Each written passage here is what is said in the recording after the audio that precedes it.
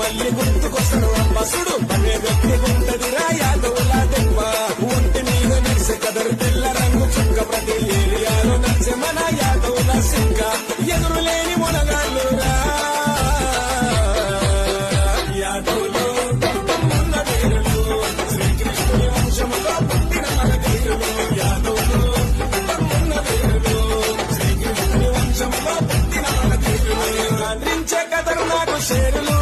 సూరు చెప్ప చేసి తొడలు వరకు బయలుదేరిండ్రు పట్టణంలో పేరున్న పైల్వానులు వీళ్ళు అడిగేసినారంటే జనసంద్రము